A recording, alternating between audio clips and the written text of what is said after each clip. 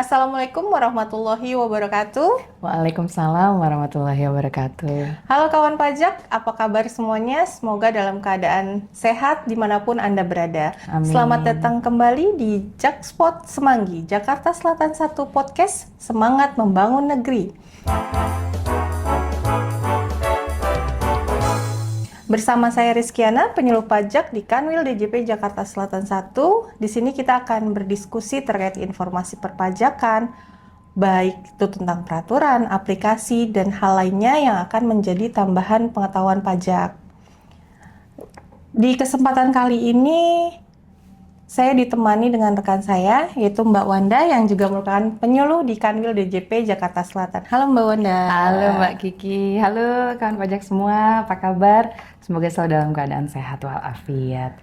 Mbak Kiki, kita diskusi apa nih kali ini nih? Sebelumnya outfit kita pink cerah ya? Pink ya? Blackpink. Oh, Blackpink. Oke. Kita diskusi apa nih Mbak Kiki Baik, nih? Mbak Wanda dan kawan pajak sekalian, kita mau membahas tentang PP 20 tahun 2026 nih. Kan kayaknya lagi banyak dibicarakan ya nih Mbak. Betul. Gitu. Sebenarnya ini fasilitas PPh final 0,5% ini buat UMKM ini beneran dihapus atau dinaikkan? Oh, baik Mbak Kiki dan kawan pajak semua. Ini kalau namanya klarifikasi, nah ini nih modelan klarifikasi ya. Kalau artis disuruh klarifikasi nih. Betul. Jadi kita meluruskan informasi dulu Mbak Kiki dan kawan pajak semua.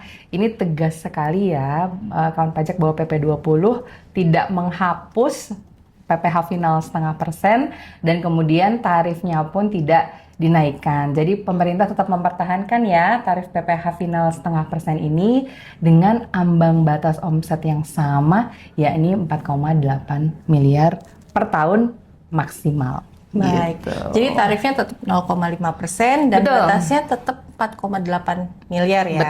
Betul sekali. Lalu kalau tidak ada yang naik, terus batasnya juga tetap, apa dong Mbak yang berubah nih di PP 20 tahun 2026 ini? Nah, jadi kawan pajak semua, Mbak Kiki, kalau ingat sebelum PP nomor 20 tahun 2026 ini lahir, kita mengadopsi yang namanya PP 55 ya. Betul. Tahun 2022. Intinya dari PP 20 ini kita mencari yang namanya balance dan easiness. Jadi keseimbangan, kemudahan, dan keadilan. Keadilan yang seperti apa? Keadilan yang diharapkan fasilitas pajak ini bisa lebih tepat sasaran. Baik. Gitu ya. Tepat sasaran melindungi UMKM yang betul-betul UMKM.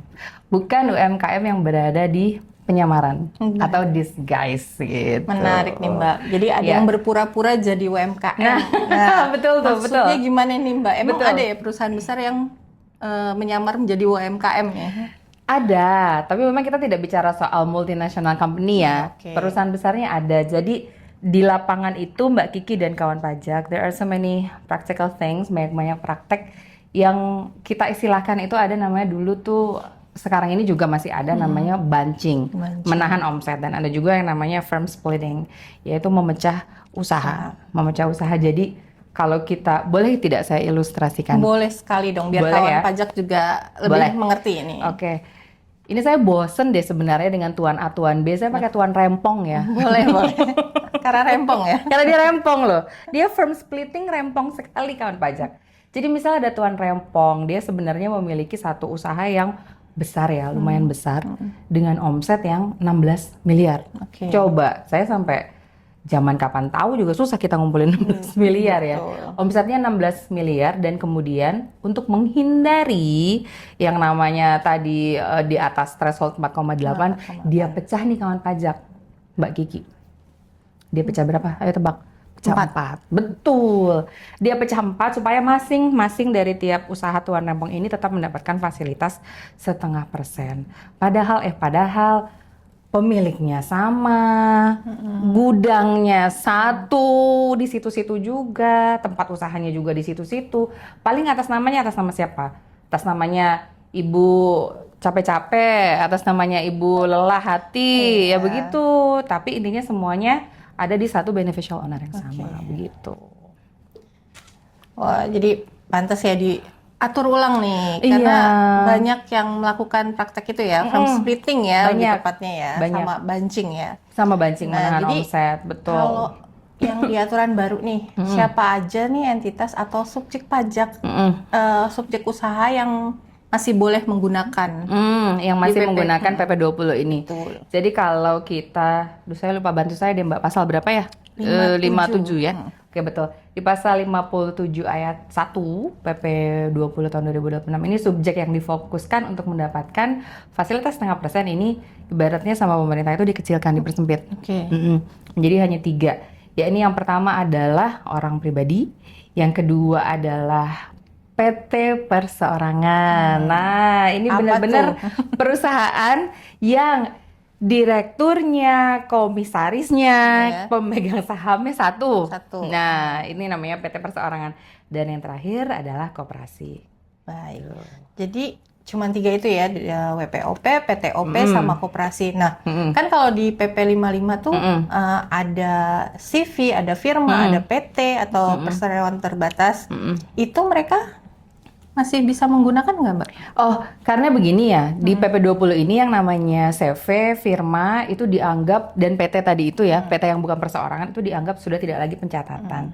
Karena kan kawan pajak pasti sudah tahu bahwa yang namanya omset kita dengan threshold omset 4,8 miliar PPh final setengah persen, itu metode pembukuannya adalah pencatatan. Pemerintah menganggap bahwa si CV, si firma, si PT ini sudah pakai pembukuan lah, ayo naik kelas lah gitu. Jadi tidak lagi memperoleh fasilitas ini. Baik.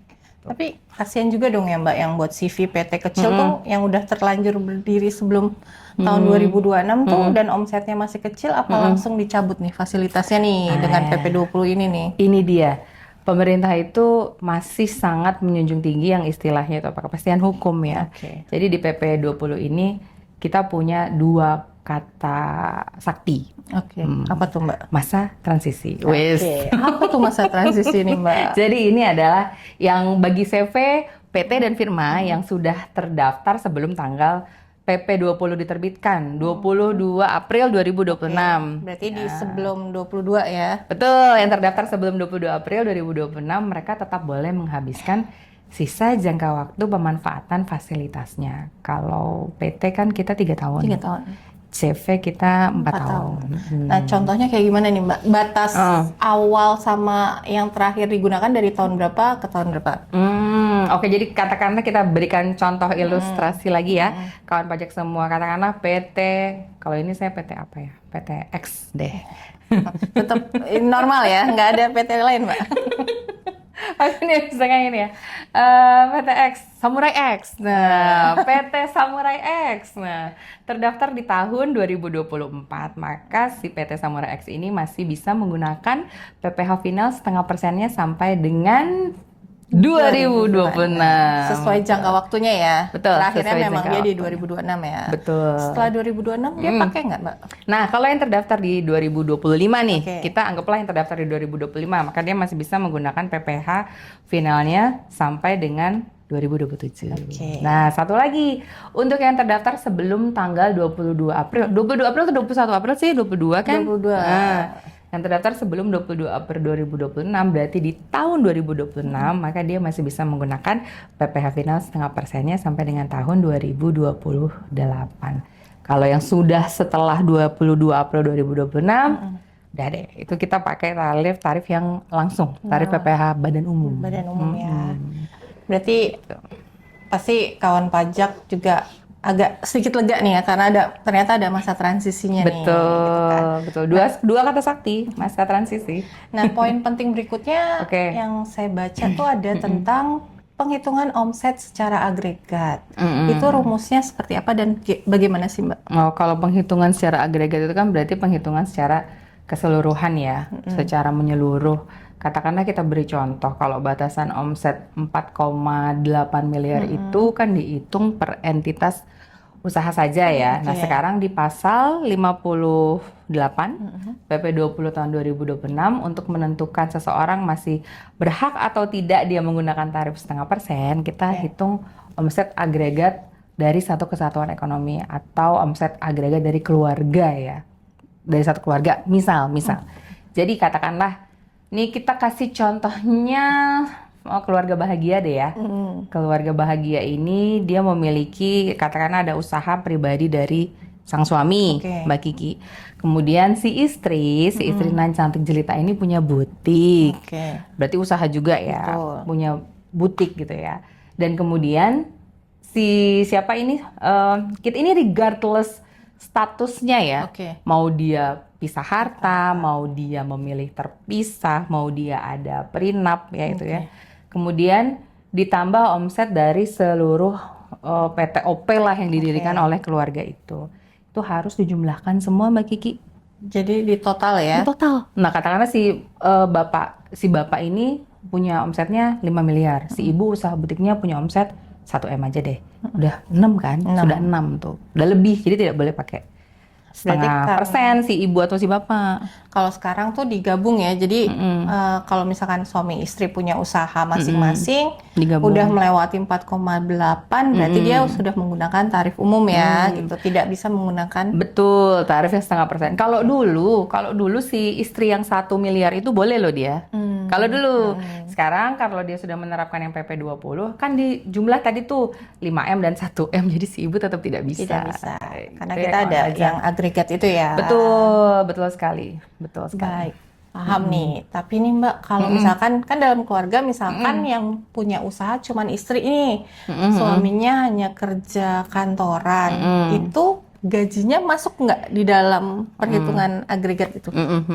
Baik Mbak Kiki, kawan pajak semua perlu diingat yang kita jumlahkan untuk agregat ini hanya 2. Jadi dari usaha dan pekerjaan bebas saja. 2 itu saja. Berarti kalau misalkan pegawai kantoran seperti yang Mbak Kiki kemukakan tadi, ini tidak termasuk ya. Jadi kalau misalkan si suami bekerja nih, setahun si suami ternyata memiliki take home pay 5M. Oke. Si istri punya usaha butik yang tadi usaha butiknya adalah 3M. Oke. Digabung nih 5 sama 3, 8M. Masuk nggak? Tidak. Kenapa? Karena suaminya pegawai kantoran. Berarti kalau dari gaji kantor, gaji tetap itu tidak masuk ya. Selain usaha tidak masuk ya. Betul. Bahkan yang ini loh, yang penghasilan pasif seperti dividen. Nah, itu juga tidak perlu dihitung ya kawan pajak. Jadi tadi dari ilustrasi tadi, si bapak yang bekerja di kantor take home pay setahun 5 miliar, si ibu dengan butik 3 miliar, ini ibu boleh loh pakai setengah persen. Karena bapaknya kerja kantoran. Beda dengan contoh yang sebelumnya tadi ya Mbak Kiki. Yang sama-sama punya usaha ya. Betul. Baik, jadi kalau yang itu udah jelas ya antara yang punya, dua-duanya punya penghasilan dari usaha atau yang salah satunya saja ya. Nah sekarang ada perubahan lagi kan Mbak di tentang yang pekerjaan bebas. Nah ini katanya yang influencer, selebgram itu sekarang udah nggak bisa ya pakai PPh final 0,5% ini di PP 20 ini Mbak. Jadi begini, ini memang yang sudah profesi baru ya Mbak Kiki ya. Selebgram, vlogger, influencer. Pemerintah itu sangat mendukung industri kreatif digital. Nah, melalui PP 20 ini kemudian kita harmonisasikan dengan PMK nomor 168 tahun 2023. Ada nih aturan khusus terkait dengan si ser ini. Ser apa nih Mbak? Vlogger, selebgram, influencer, blogger gitu ya. Vlogger. Nah, ini masuk kategorinya jasa sehubungan dengan pekerjaan bebas. Ini disatu-rumpunkan loh dengan dokter, dengan akuntan, masuk nih dia di situ. Jadi dia tidak pakai setengah persen ya para influencer yang baik hati, cantik jelita, gagah, tampan, pakainya tarif PPh OP umum. Gitu. Jadi dia pakainya yang dia kan kalau disamakan dengan dokter seperti itu notaris, dia berarti menggunakan NPPN ya Mbak? Betul, norma perhitungan penghasilan neto. Untuk menentukan DPP-nya berapa, nanti akan ada nih contoh misalkan kalau dokter itu kalau tidak salah NPPN-nya 50% ya. Jadi kalau misalkan si dokter punya penghasilan setahun 5M lah katakan.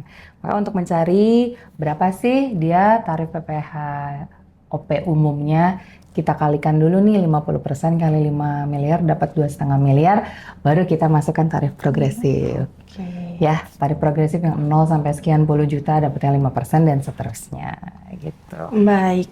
Nah, itu tadi udah dari cara menghitung, terus agregat omset. Nah, ini ada juga nih tentang penghapus jangka waktu. Itu apa aja sih, Mbak? Maksudnya jangka waktu yang mana nih yang dihapus nih gitu. Jadi begini, kalau di PP yang lama itu PP, kok jadi lupa PP berapa yang lama? 55, Mbak. Iya, kembar ya, 55. Di PP 55 tahun 2022 itu kan kalau tidak salah WPOP itu dibatasi cuma boleh 7 tahun ya Mbak Gigi. Ya, cuma boleh 7 tahun dia menggunakan tarif PPh final 0,5%-nya. Nah, setelah 7 tahun kalau omsetnya ini ibarat kata mau omset Anda kecil kek, mau omset Anda besar kek, sudah setelah 7 tahun wes end. Ya, selesai ya. Gitu. Pakai Stop tarif lah. umum gitu ya. Betul, cuma di PP 20 2026 ini itu ibarat kata tapi kasar ya bahasa Jawanya ya. Karepmu lah gitu. Sekarepmu gitu Iya, ya.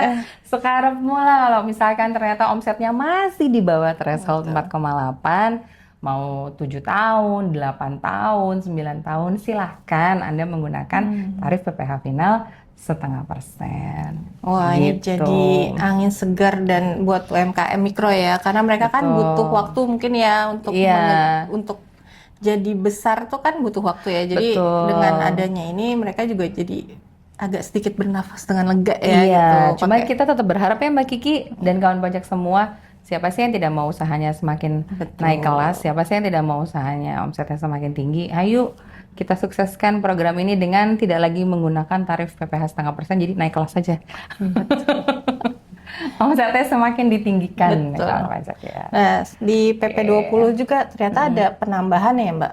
Penambahan di pasal 20A nih Oh, yang iya. membahas tentang Betul, biaya betul. suap dan gratifikasi. Betul. Itu kenapa, Mbak? Kok tumben sih ada fokus juga tuh di situ Iya, anti korupsi ini. Betul. Indonesia ini salah satu yang aktif ya berperan sebagai anggota OECD. OECD, yaitu stands for singkatan dari Organization for Economic Cooperation and Development. Jadi salah satu rekomendasi standar ya, rekomendasi standar internasional dari OECD ini adalah penegasan secara eksplisit di hukum domestik bahwa suap menyuap atau gratifikasi itu menjadi non-deductible expense. Tidak boleh dikurangkan dari bruto, tidak menjadi biaya, tidak boleh. Baik, jadi emang Gitu. perpajakan kita udah makin modern dan selaras dengan aturan standar internasional nih ya, Mbak. Ya. Amin. Mau pindah ke World Bank, Mbak? Boleh nggak? Nggak deh, di sini aja sama Mbak Wanda. Aduh, terharu. Oh iya, kita juga harus kasih tahu sih nanti untuk yang ini sebelum pas saya masih inget nih ya, aduh. Ini podcast ini terselenggara berkat dua makhluk gagah-gagah ya. Iya, betul. Tuh, nih. ada Derajat Ulung sama Kresna dan Warta. Roger Kresna Tirta, astagfirullahalazim ya. Jadi shout to them. Ya, terima kasih. Lanjut Mbak. Ya Allah. Baik, nggak terasa Intermezzonya nih, ya. udah panjang nih ya kita bahas nih. Nah gitu. ya. Oh perasaan baru sebentar. Mau lanjut terus nih ya, Mbak. Iya sih. Baik, jadi kayak boleh saya simpulkan? Boleh, nggak? boleh, Atau boleh. Mbak yang boleh? Jangan dong. Baik, jadi Iya. di PP 20 ini tahun 2026 itu sama sekali tidak menghapus tarif 0,5% bagi UMKM. Nah, malah memberikan relaksasi tanpa batas waktu. Di sisi lain, aturan ini memperketat pengawasan agregat omset keluarga agar tidak ada lagi perusahaan besar yang menyalahgunakan fasilitas ini melalui taktik pecah usaha atau firm splitting tadi ya. Betul. Gitu. Terakhir nih Mbak Wanda, ada pesan penutup atau imbauan bagi kawan pajak selaku pelaku usaha terdampak? Saya cuma mau bilang sih satu kalimat singkat.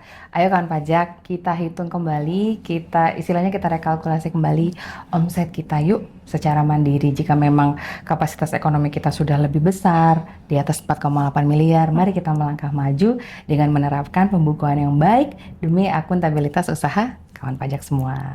Gitu. Mbak tepuk tangan dong. Baik, luar biasa sekali Ya. nih penjelasan dari Mbak Wanda nih. Terima Terima kasih banyak nih Mbak Terima Wanda. kasih Mbak Kiki. Oke. Baik, demikianlah kawan pajak Jakspot Semanggi episode kali ini. Terima kasih banyak untuk kawan pajak yang telah menyimak hari ini. Jika kawan pajak semua masih memiliki pertanyaan terkait perpajakan, dapat menghubungi KPP terdaftar kawan pajak maupun KPP terdekat. Dapat pula menghubungi Kering Pajak di 1500-200 maupun berkomentar di media sosial resmi lainnya seperti Twitter dan Instagram. Kami selaku tim penyuluh Kanwil DJP Jakarta Selatan 1 mengucapkan terima kasih kepada kawan pajak yang sudah menonton Jakspot ini sampai selesai. Semoga diskusi kita ini bermanfaat ya. Mohon maaf jika ada kekeliruan dan sampai jumpa pada episode berikutnya di Jakspot Semanggi. Semangat membangun negeri, pajak tumbuh, Indonesia tangguh. Wassalamualaikum warahmatullahi wabarakatuh.